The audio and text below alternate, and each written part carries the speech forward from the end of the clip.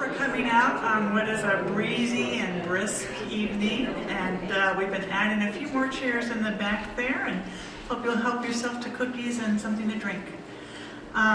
This is the third in our 6-part lecture series this year, and a reminder that after tonight we take a little bit of a break for winter, and we come back in March 11th, when Travis McDonald will speak about architectural restoration across Central Virginia and the Poplar Forest Field School.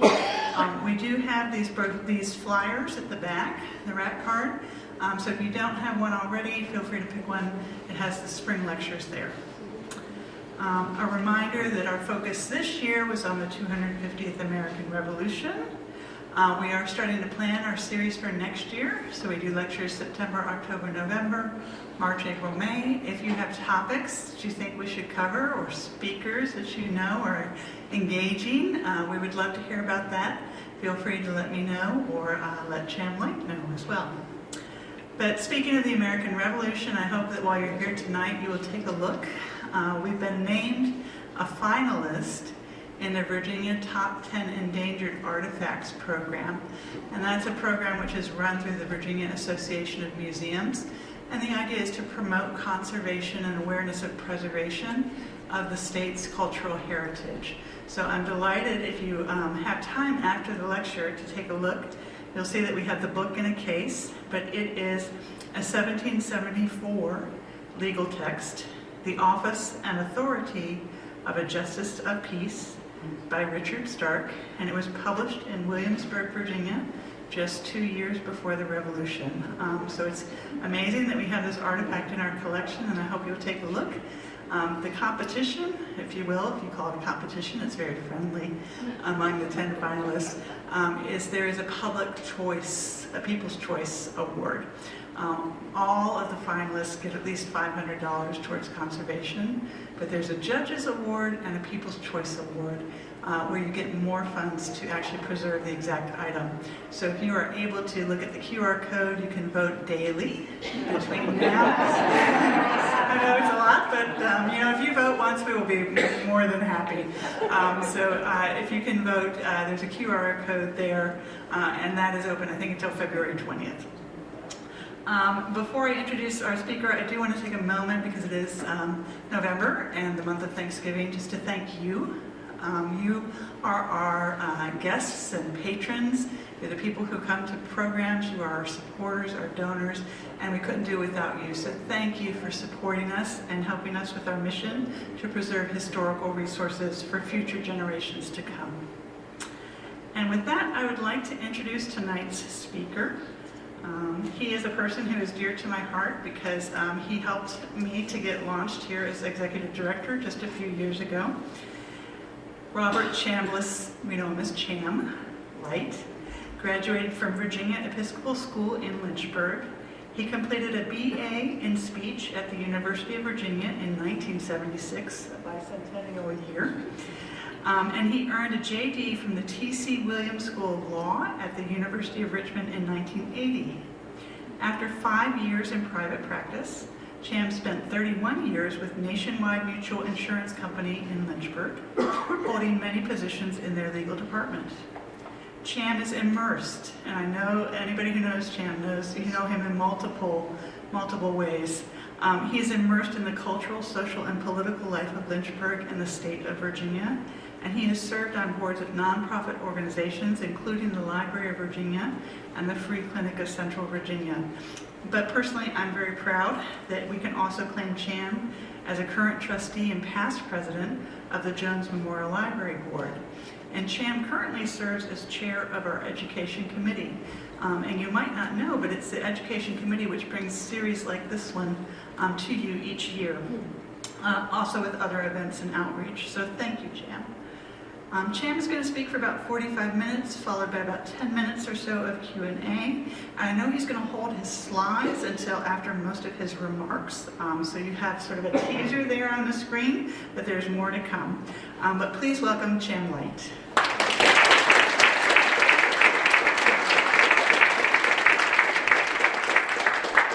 Well, it's great to see so many people here, and thank you for coming. You know, you're always sort of nervous when you get up to do a public presentation because you don't know if anyone's going to show up or not. And I'm lucky enough that it really sort of feels like a family reunion here to a certain extent. I'm going to talk about some of these ancestral relations, but as I look out, and I'm not going to go through names, but I see about a goodly number of the folks here are ancestral cousins or more direct cousins of mine, and I guess it speaks volumes that at least your family comes out to support you. One of the things that I hope to do with this presentation is sort of familiarize folks in the community with how many relations you may have in the community that you're not even aware of, and that they go back to a lot of these Quaker families. It may be that you have cousins that are here in this audience, maybe fourth or fifth or sixth cousins that you're not even aware of. So hopefully one of the good things that may come of this lecture is you may decide to dust off some family history and find out that there are cousins that you have that you're not even aware of. And genealogists will tell you that if your family has lived in an area for 5 generations, you are related by blood or marriage to every other family that's been in the area for 5 or 6 generations. And I know there are a lot of folks in this room who have had those kind of family roots here, and chances are we're all cousins. So with that said, let me do a strong disclaimer. I am not a professional historian. I don't even know if amateurs would classify me as an amateur historian. But I have been long interested in this topic, and it started about 30 years ago when I realized that I was sort of becoming the older member of my family, and people that knew all this stuff in my family were no longer with us. And that's sort of what started me on what has been a quest for the last 30 or so years. And I have done some original research, mainly through land record books in the counties of Albemarle, Amherst, Bedford, and Campbell, in the city of Lynchburg. But I have relied heavily on 2 particular books that I would recommend if you have an opportunity. They're here and they're generally publicly available if you want to buy them. I think they've still got copies in the library. But probably the best single book is a book that was written by a lady by the name of Douglas Summers Brown, and it's Lynchburg's Pioneer Quakers and Their Meeting House. And that has really sort of been my Bible and has led me in a lot of directions that I wouldn't otherwise have found. There is another book that's the Quaker meetings, the Quaker records of the South River monthly meeting. And that's an invaluable source as well. The Quakers were blessed. The Quakers were very good record keepers. They would keep records of who was at weddings, who was at the meetings. They kept records of who they threw out, which we're going to talk about that in a little while, because they euphemistically called them disowned or separated from the meeting. And they were quite aggressive about that at times, and it sort of led to their demise locally. But we'll talk about that in a little bit more detail in a minute or two. But the good thing is most of those records have been preserved. A lot of them have been published. And I have not been to it, but there's a Quaker archive outside of Baltimore, and I think one outside of Philadelphia, that all these records have been deposited in. So they're a fertile ground for research, and much of what we know about the Quakers comes from those records. So we've been very blessed, and I've been able to draw on the compilations quite extensively. My final disclaimer will be that some of these Quaker families, the Clarks and the Mormons in particular, are my direct ancestors. And I tend to be focused on them.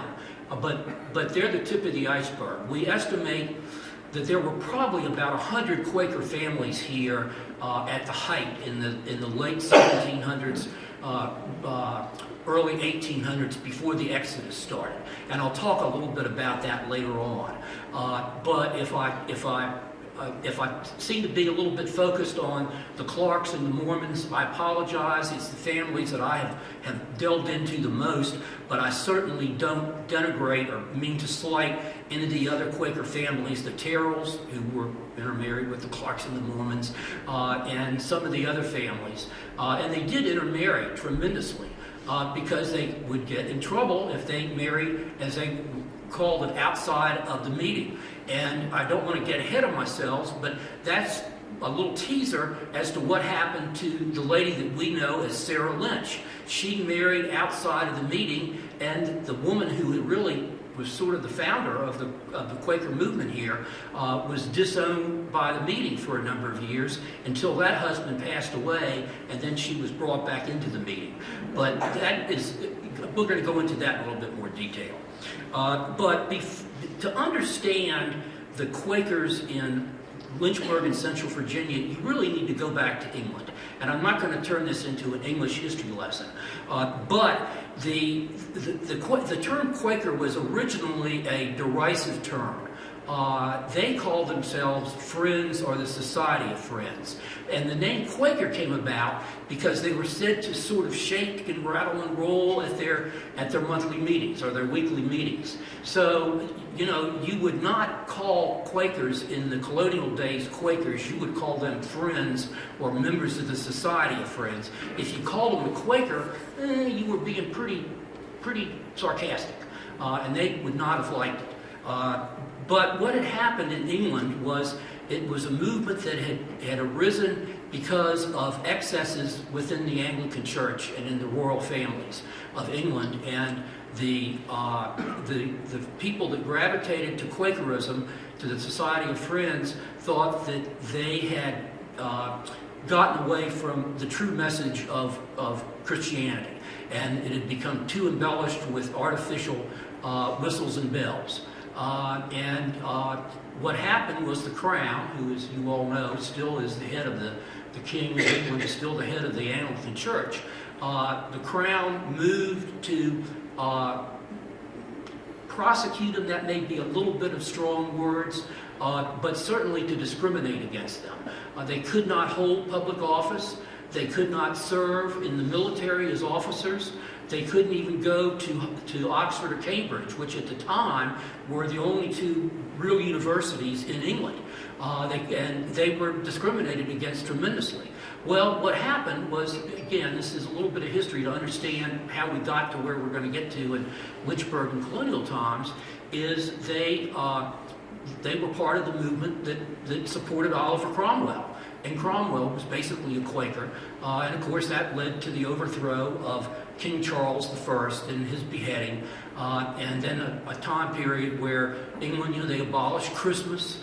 It was a very strong movement in England where a number of the cathedrals were desecrated, stained glass windows broken, organs torn out. I mean, it was quite, if you go to England and go to any of those older cathedrals, they'll tell you all the detail about what they lost because of that movement. Well, they weren't really popular, quite candidly. And so eventually Cromwell died. He won the war, and a lot of these Quaker families, including the Clarks and the Mormons, had served in Cromwell's army. Well, when the monarchy was restored under Charles II, when he was brought, they got him back from France, and he came and they restored him, the restoration, as they say. The prosecution picked up even more, and a lot of the Quaker families said, you know what, we just need to get out of here. Things are not headed in the right direction, and things are going to be bad. And of course, at this time, this was the mid-1600s, the colonies were being colonized and things of this nature, and a lot of them went to Barbados first. And of course, people say, well, why Barbados? Well, Barbados was on the Gulf Stream, so if you left England and were in a ship and were on the Gulf Stream, that was one of the first places you came to. Well, a lot of the Quakers got there and started to establish plantations there, and the weather was very erratic, subject to hurricanes and things of this nature. So a lot of them said, you know what, we're gonna continue on the journey, and they started to migrate into the United States and into South Carolina and Virginia. And the first meeting of Quakers in Virginia was in Nansemond County, which is now Suffolk. And that was in 1672, and spread out to eventually at least 15 meetings around Virginia, primarily in the eastern part of the state, with Grayson and Galax being the furthest west meeting, and that was established in 1801. And then the Bedford meeting was the next closest meeting as you proceeded east. The meetings were held sometimes once a week, but more often only once a month. And you think about it, especially in those days, the roads were very primitive, and it was a great effort to try to get from, you know, these distances involved, 20 or 30 miles in that environment. So if they got together once a month, they thought they had done their duty. Now, they were usually all-day meetings when they did get together, but they would meet once a month. And then they would also have regional meetings. And then they would have an annual meeting of all the friends in the various colonies, and that would usually be outside of Philadelphia.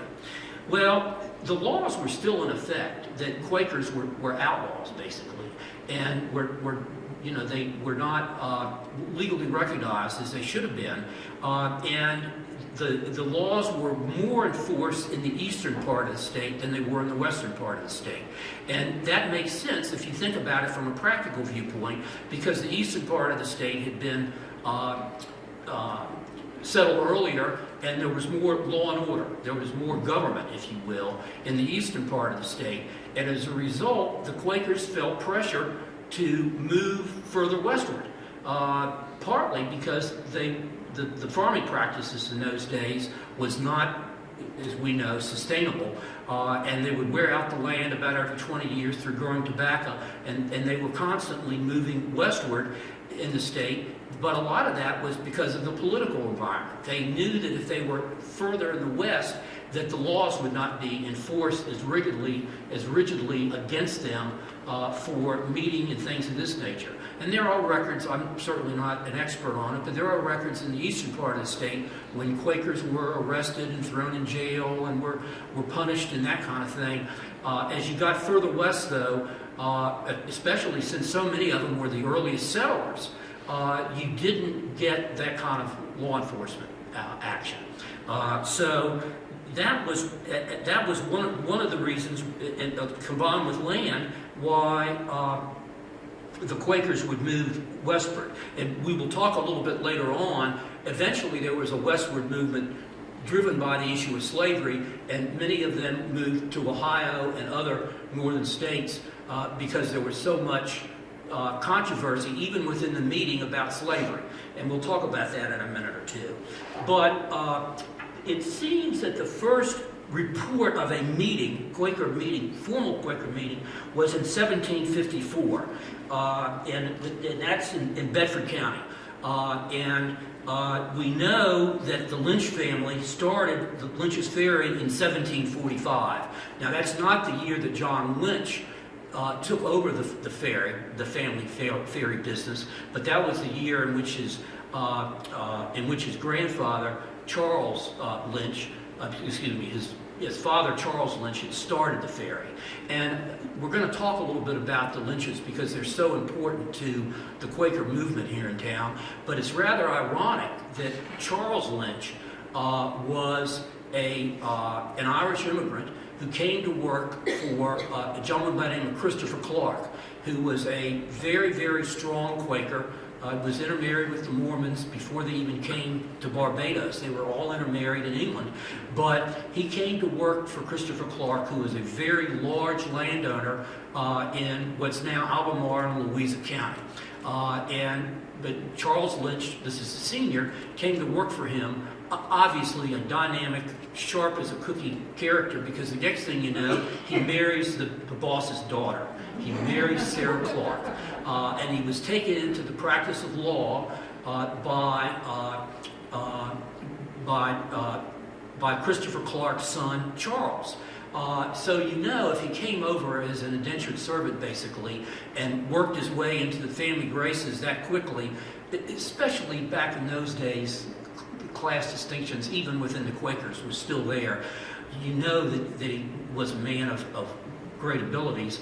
And he is mentioned frequently in the Quaker records, but there's no record that he ever actually joined the meeting, that he was ever a Quaker. Now, how he and Sarah could get together and be married, and he not be in the Quaker faith, and she was, and she didn't get disowned, the only thing we could have surmised is that the Clarks were so prominent in the Quaker community that they were willing to overlook it.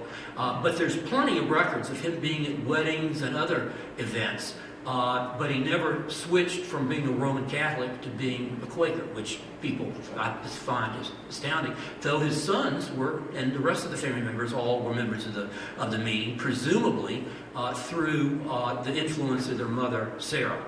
But in any case, as I was saying, Christopher Clark was a large landowner, and if John Lynch is considered the father of Lynchburg, Christopher Clark should be considered the grandfather of Lynchburg, because it was really these grandchildren that moved, as I said, about every 20 years, generationally, and they were who came down and really were some of the earliest settlers in the area. Now, we shouldn't overlook the fact that there were the Anglican Church. Russell Parish was the official Anglican parish for Bedford and Franklin and what's now Campbell counties. Russell Parish had been established as an Anglican church, and so they were there, and they sort of just, I guess, existed sort of, just side by side. There's been no records that I have seen that there were any law enforcement actions taken by the Anglican authorities or by the English authorities against the Quakers in this area. Now, there may have been, and it may not just show up on the records, or I may not have stumbled across it, but the Russell Parish, the Anglican parish, was, we tried to estimate, and I've got people that are far more knowledgeable about the area here than myself. I see Nancy Marion came in a minute or two ago, and she's here to fact check me. And Chuck Bradner's got his laptop open back there, and he told me he was going to fact check me. So I've already given you my disclaimer that I don't say I'm going to be perfect, and if someone has better information, this really is a work in progress, so I'm more than happy to amend whatever documentation I have developed over the years. But in any case, the Quakers had started to move in about the same time that these other groups became established. And of course, we know there were also Baptists here, and there were Presbyterians. People have asked me, well, what percentage of the population do you think were actually Quakers? And it's very difficult to put a finger on that. And I'm going to throw out a figure, and if somebody can give me a better figure at some point in the future, I'm more than happy to entertain it. But I think the Quakers were probably between 25 and maybe 40% of the population of the early Lynchburg in the area. And when I say early Lynchburg in the area, I'm really speaking about Bedford and Campbell counties, because as you know, that's where Lynchburg was carved out of, was primarily Campbell County. But that's just sort of maybe a half-educated guess. We know that there were about 100 families in 1801, as I've referenced, because of the records that existed. And there were maybe about 500 or 600 families altogether in Central Virginia by that time. I don't know, but I would say somewhere between 20, maybe 25%, maybe as many as 40%.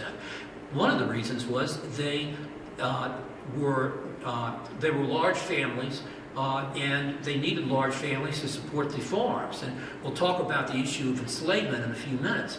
But one of the issues with the meeting was that the Quakers were not supposed to have enslaved people. And there's numerous occasions, including with John Clark, who, as I said, is one of the early Quaker settlers. He had enslaved people, and they threw John Clark out of the meeting over it. And John Lynch was eventually thrown out of the meeting over enslaved people, though he was eventually reinstated himself. I can't even imagine. There's no politics worse than church politics, in my experience. And I think that was probably the case back then. The other two no-nos that exercised pressure on the harmony of the meeting was you not only couldn't have enslaved people, well, you could also not take a public oath. And in those days, the Quakers were generally, even though they lacked educational opportunities in England, they were generally very well-educated people. They could write, they could read, they were educated people, and when you move into an area, especially a frontier area, you're expected to be a public servant. You're expected to be a justice of the peace or be in some kind of a public position. And if you couldn't take a public oath, you were not fulfilling your civic duty, so to speak. And there's any number of instances in the records where the early Quakers were disowned and removed from the meeting because they took an oath. They took a public oath to serve in a public position. And then the third issue that arose with the Quakers within the meeting was you weren't supposed to drink alcohol. You weren't supposed to drink any alcohol at all. Well, we know from inventories in the will books that there were plenty of Quakers that had wine decanters, and they would actually list how many wine glasses they had. So, Cousin Judy, our John Clark ancestor, he got thrown out for a couple reasons. He had enslaved people, plus he had what looked like a pretty nice inventory of wine. So, these were the pressures that started to show up within the meeting pretty quickly. What happened was the people that were removed or separated from the meeting went on, and that's really where a lot of the movement to the Methodist Church in the area began. And I don't know, it has recently closed. I don't know how many of you all are familiar with White's Methodist Church down on, it's right off of 29. There's a large Baptist church that's in front of it now, Highland Heights. But there's an older Methodist church, as I said, it recently closed, called White's Methodist. And that was where a lot of the Quakers moved to when they got thrown out of the meeting. That's where the Clarks and the Mormons moved to, was White's Methodist Church. And then there were pockets of those in other areas. And you think of the Methodists as being a spin-off from the Anglicans, from the Episcopalians. Well, a lot of the people that joined the Methodists were the disenfranchised or the Quakers that were thrown out of the meeting. And my understanding is that's not only here, but all around the state. So, the Methodists sort of got a bounce out of this deal. But what was happening was it caused tremendous problems within the meeting. And as I said, I hate to use the word eating their own, but they were dying off between Quakers leaving the area because of the abolitionism and the slavery, and having been so many of the families removed, they became very small, and so by the early 1800s, and we'll go into it when I show the photographs of Quaker Presbyterian Church, by the early 1800s, they were a diminishing influence in the area, but they had been tremendously important from the early 1740s up until then. And of course, you've heard stories of the last Quaker was Dr. John Terrell, who had the pest house, the medical building over here at Old City Cemetery. And he was, known as sort of the last Quaker in the area. But people say now, well, where are the Quakers in Lynchburg now? I haven't been able to find any, quite candidly. But now they do meet, and I have not been to the meeting. I do note that on the sign at Peakland Methodist Church on Peakland Place, there's a sign that says Quaker meeting. It's one Sunday a month. And I see Doug, I see Jeff Smith shaking his head. Jeff, have you all been? Have you all been to that? Yeah, there's a meeting. We meet Every Sunday. every Sunday. Yeah, it's every Sunday. Okay. We have space in Peakland Baptist Church. Yeah. So, well, I figured as soon as I saw you all here, I said, I bet you they've been going to that Quaker And we're meeting. different from those Quakers back then, just saying. So, and I know they're active Quaker meetings in Roanoke and in Charlottesville as well. So they are around. I'm happy to see that the movement has gotten some new life in Lynchburg, and who knows, maybe I'll show up at a Quaker meeting one Sunday. So I had been to one Quaker meeting when I was in middle school. It's a long story, but we lived in Sandy Spring, Maryland, which is one of the most heavily Quaker communities in the eastern United States. And my parents had friends who were Anglicans, but their ancestors had been Quakers, and they still would go to Quaker meetings periodically. And we went, and it was different than what my normal experience, church experience was, and I'll leave it at that. I never went back, but it wasn't because I disliked it, it's just because it didn't do anything for me. But anyway, I'm glad to see. I said once a month, but I'm glad to hear it's once a week. Just as a matter of course, we are an indulged meeting. We're under the care of the Roanoke. Okay. Just to Okay. say. So, but anyway, so what happened was the Quakers really sort of squeezed themselves out. I have a number of Clark and Mormon cousins who moved west. Some to Tennessee, where they could still hold slaves. Some to the northern states, to Ohio. I can't remember the name of the town in Ohio, but there was a strong concentration of Quakers in a particular area of Ohio, and those were the Quakers that didn't believe in holding slaves. Let me see, I'm not going to talk as much about Christopher Clark as I did when I did this paper in another presentation, but if you look at the children and grandchildren that he had, or folks that married into the family, a goodly number of those families all trace their roots back to Christopher Clark. And as I said, it started with the senior Charles Lynch.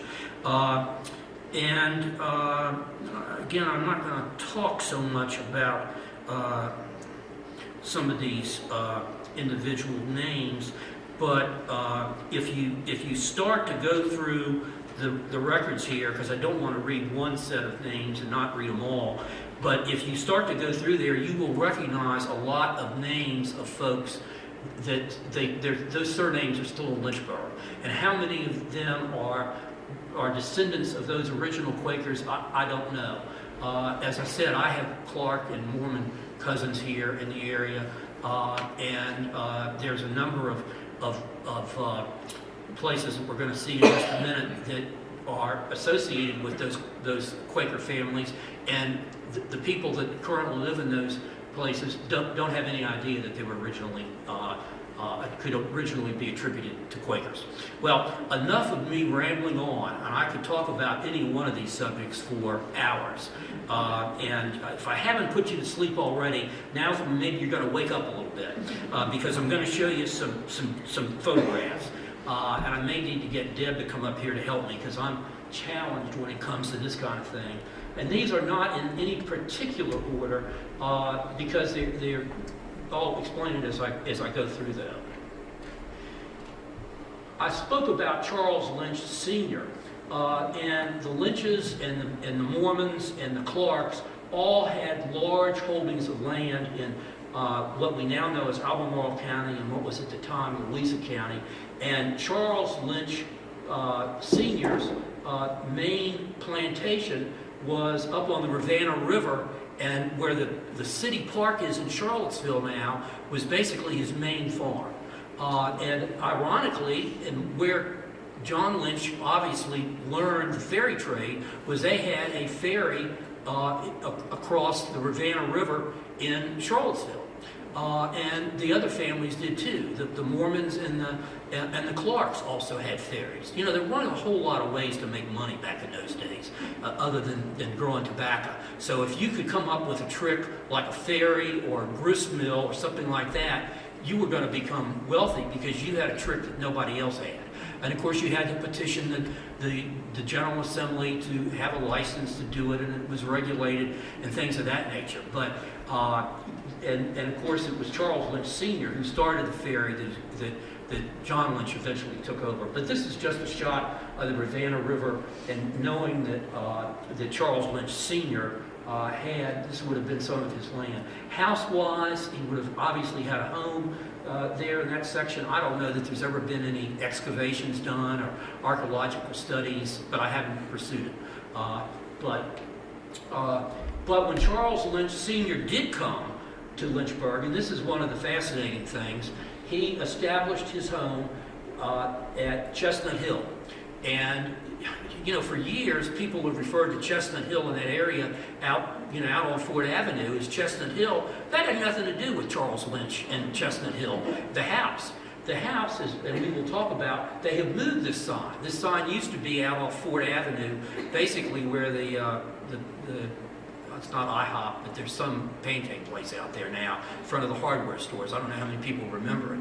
But they had moved it over to Florida Avenue, which is much closer to where the Chestnut Hill house was. But this is the write-up that talks about Charles Lynch and the original house.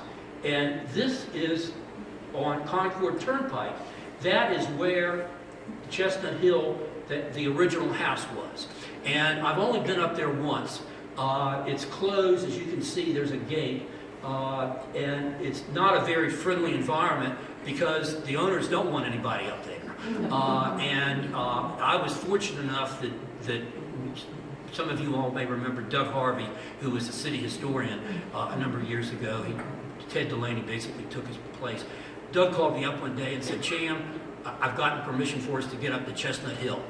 The last time I checked, the same gentleman still owns it. It's a dentist who lives in Kansas who was from Lynchburg and owns the property. He doesn't need to sell it. And he had his brother living up there at one point. I'm not going to say anything more other than we went up there. There were a bunch of pit bulls on the property he had to put up. Now, maybe if I lived up there on that hill by myself, maybe I'd have pit bulls. I don't know. But I would advise you not to go up there on your own. And I just feel privileged that I got to go up there once. It is the most, there are some great views in downtown Lynchburg. One is from the top of what's now called the Bank of the James building. One is from the top of the Virginia Hotel at the Skyview Lounge up there. The view from up there at the James River beats them all. And the reason is you see right up the bend there in the James River.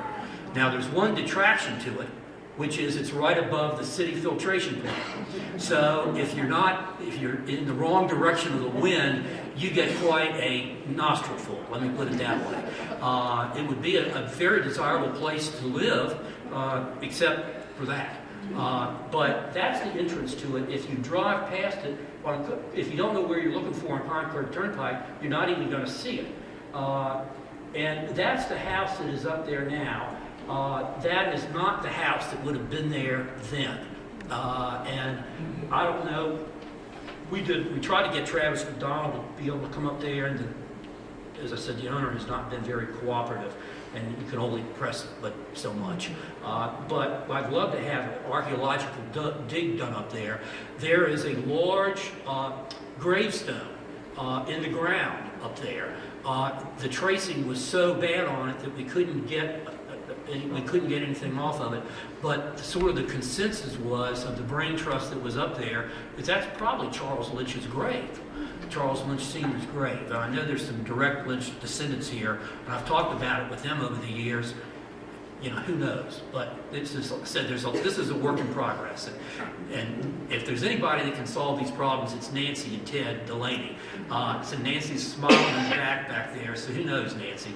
Maybe we'll get it figured out one day. But there is a house up there, and you can go on land records and see it. I mean, all this is public information. We took the picture because the doctor asked us not to take any pictures while we were up there. And for good reason. But anyway, we got this off the land records, actually. This is John Lynch's ferry house, and we've talked about, John Lynch. The ferry house is subsequently no more, but this was his original ferry house. And I don't know if anybody has been down to where the Depot restaurant is. There's a big stone across that parking lot, and most people don't even know it's there. But that is actually the location where the ferry was, and it's got a plaque on it that explains that was where the ferry was, and the ferry ran across the river, and where the Baskin boy, Mason Baskin, has the water, his boat rental place was where the other side of the ferry was. And just to show you how incestuous all these relationships were, and I don't mean it in a scandalous way, I just mean it in a close way, the Mormons, who were John Lynch's uncles and aunts, owned that portion of the river. And they sold the land over there so that John Lynch could have a complete control of his ferry operation. But if you go back to the Amherst County record books, which is where when that land was transferred and carved out as Amherst County, you can clearly see how the land had been transferred. But that was the original house. We're just fortunate that we've got even the images that we do. Now this is John Lynch's original home. It's 619 First Street. People probably drive past this house all the time and don't even know that it's there. I think, and keep me honest with some of the folks that are here, that because my memory may not be correct. I think that the house, the Johnson Cottage, in front of Graves, the Graves house on Graves Mill Road, I think that Al Chambers has said that was the oldest house in Lynchburg, but I think this is the second oldest, if I'm not mistaken. But it's still there, and it's, as you can see, it's in I haven't been inside the house in a number of years, but it's in pretty good shape. This house, and I did not even know about the existence of this until I was doing some research for these papers. John Lynch had a house outside of town, and this is a funny story. When you say outside of town, and I know Nancy and Ted Delaney and I debated this at great length. I think Nancy may have come up with a better location. I thought this house was located on what was called at the time Lynch's Creek. Well, Lynch's Creek is now what we call Burton Creek. And the Burtons were early Quaker families, Jesse Burton, and that's where Burton Creek came from. It's Lynch's Creek, and that house was his quote-unquote summer house. But it was right up there, where Charlie's restaurant is. And this is my theory, and Nancy can chime in during the Q&A. Nancy thinks it's a different location, and I would defer to Nancy as opposed to me. But my thought was, as I had read through the material, that it was on that hill across from Charlie's, but that may not be correct. I had never even seen this picture until relatively recently, this photograph, and unfortunately that building has been torn down. This is Old City Cemetery. That was not any particular association with the Friends. It's just, people know about the Old City Cemetery and say, well, how many Quakers are buried in the Old City Cemetery? I don't know that we've ever done a head count as to how many. Most of them had left the area before the Old City Cemetery really started getting rolling. So I don't know that there's, Nancy, you and I were on that board together.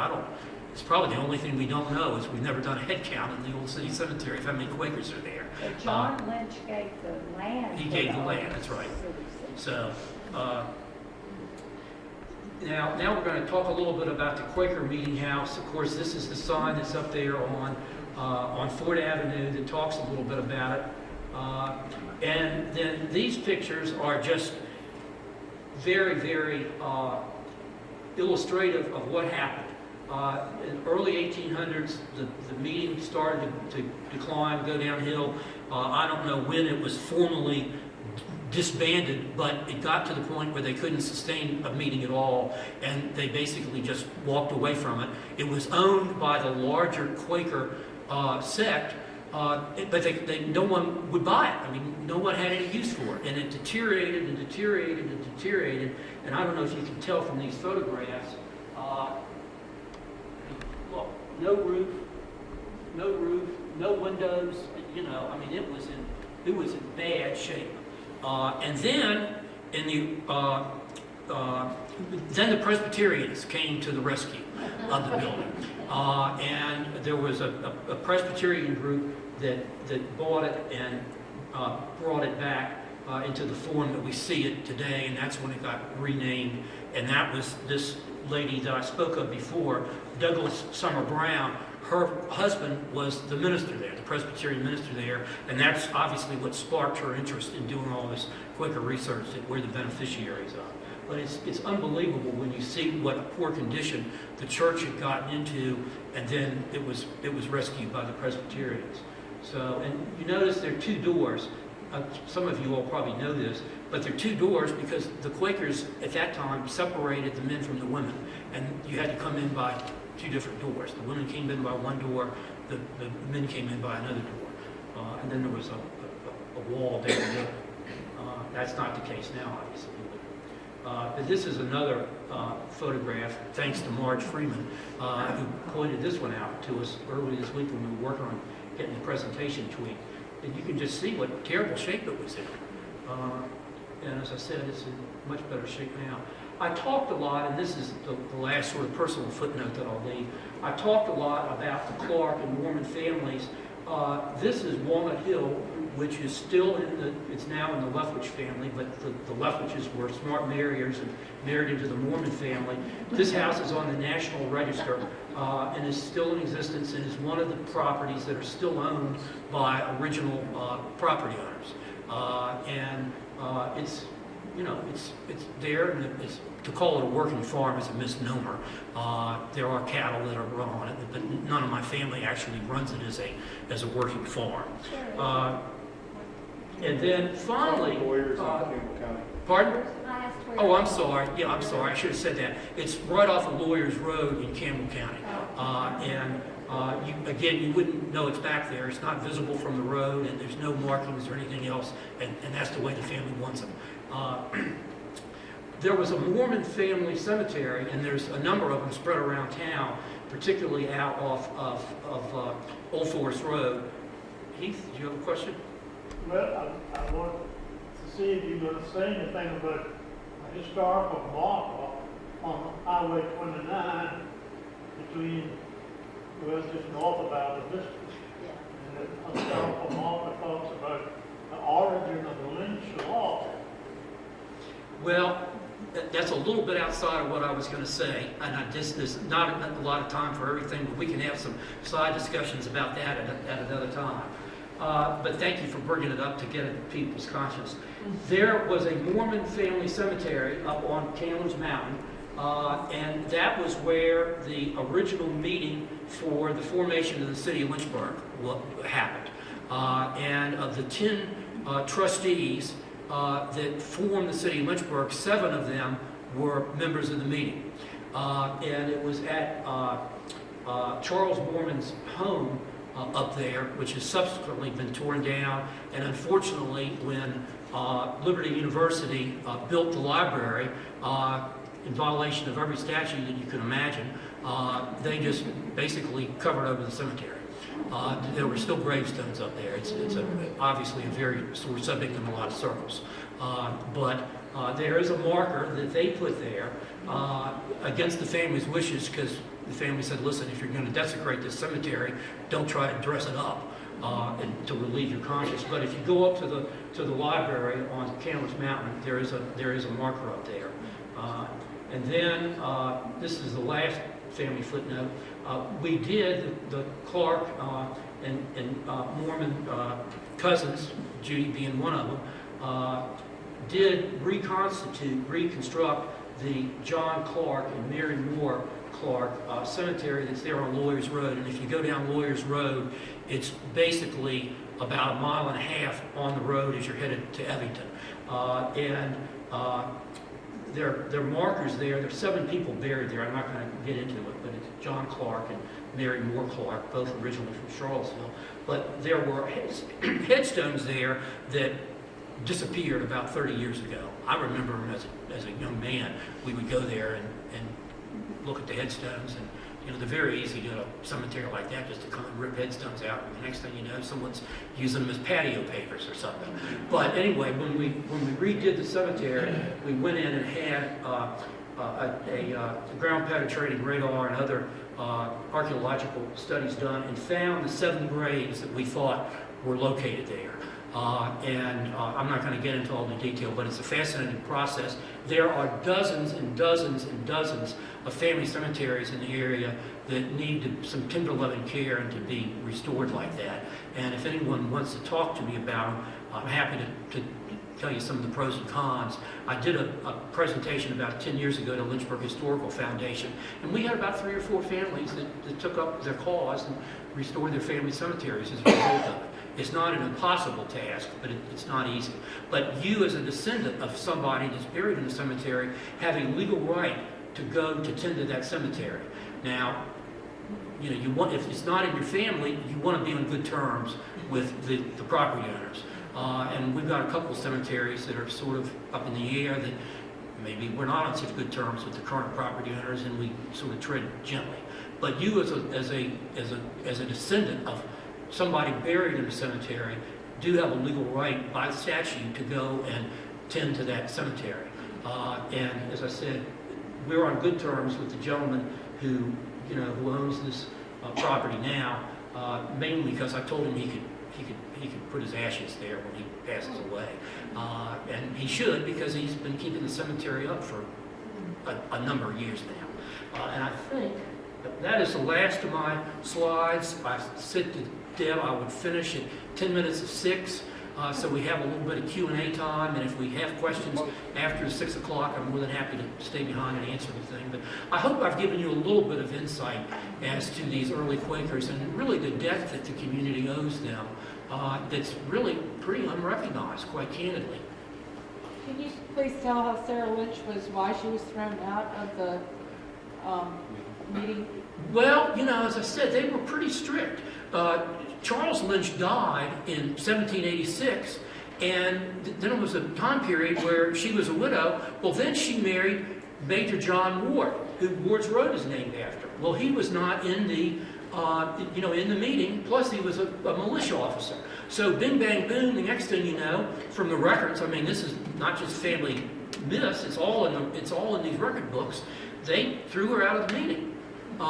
For marrying, there were several euphemisms they used for it at the time, but marrying outside of the meeting was sort of the nice way. Out of unity.